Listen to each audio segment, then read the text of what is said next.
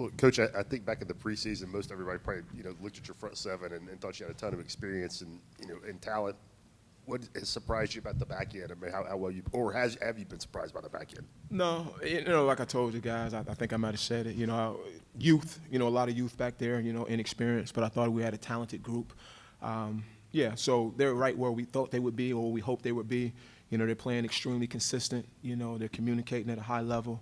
And I think that's what's given us a chance to, play as well as we're playing.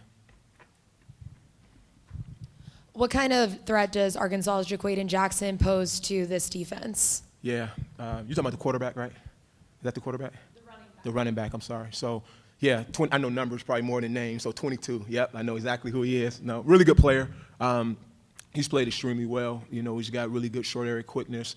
I think he's got good balance and body control. So, he's obviously one of the better backs we've seen to date. We're going to have our hands full, but he's definitely got our attention. Yeah, I do know who 22 is. Speaking of the quarterback and the way that he plays, his style of game, how challenging is the communication and the eyes for the back end of the defense in a game like this with his game? Yeah, I think you struck the chord where it needed to be. It's just the eyes. Everybody has to be disciplined when he starts to scramble. He's really made some plays, down the field. He's athletic enough to break contain and go for 80, but he's also got a strong arm that he can throw at 80. So we just got to do a good job. We got to be very disciplined, not just with the back end, but our front, making sure that we're, containing them when we need to contain them and linebackers being where they need to be. It'll really be a collective group, for us to contain this kid. He's really special in terms of running and throwing. What's allowed Gerod to have the start to the season that he's had? What makes him so good? Yeah, I think just his preparation again. Those guys work really hard.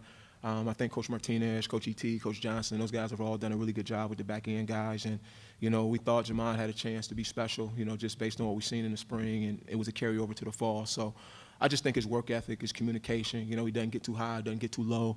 He's very, even keel when it comes to, his preparation and how he performs on Saturday. So we're excited for him, and we think his best football is still ahead of him, to say the least.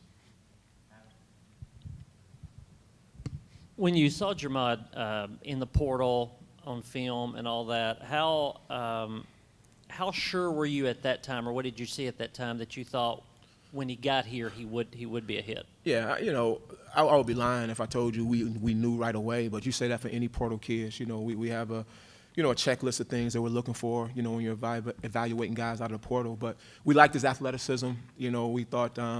With his background as a receiver, he had really good ball skills. I think the thing that really jumped out, was how big he was, when we got a chance to see him up close in person. So, but we saw the ball skills on tape. We saw the fluidity in which he played with.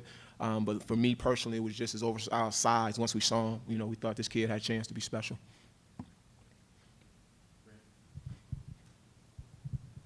I think you said after the Chattanooga game, when we were asking about your defense, you talked about how you had to really clean up communication things, particularly at the back end. Yep. With the youth of that unit and where they are now, how impressed have you been by their ability to grow in that area of their game? Yeah, I think it's been great. Again, you see it in practice, and sometimes when you're young, it's hard to take what you do to practice to the game days consistently.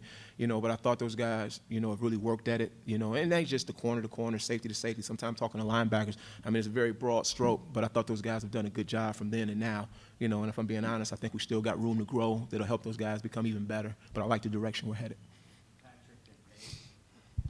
Coach, when you have a defensive line that's playing like you guys are, the ability to stop the run and affect the quarterback, how easy does that make your job as a game planner, as a play caller during games when you can rely on those guys to play at a high level?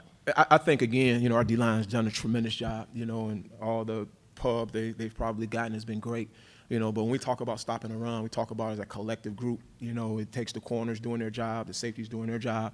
And sometimes the front gets the credit, sometimes the back end. But at the end of the day, that's always been the focal point for us to be able to stop the run.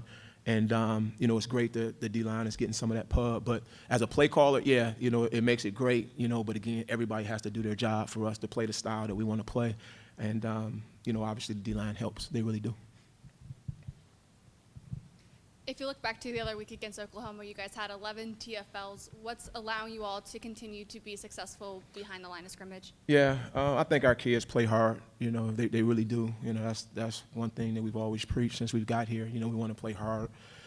play it hard as we possibly can and leave it out on the field. And I think when you play that hard, you know, typically good things happen. So, you know, since day one, we've always tried to play on the other side of the line of scrimmage, whether we're pressuring or whether we're with our front. And you're just kind of seeing the fruits of that. So, Coach, where have you seen the biggest benefit from the in-helmet communication with your players, and kind of how has that evolved in the first month of the season?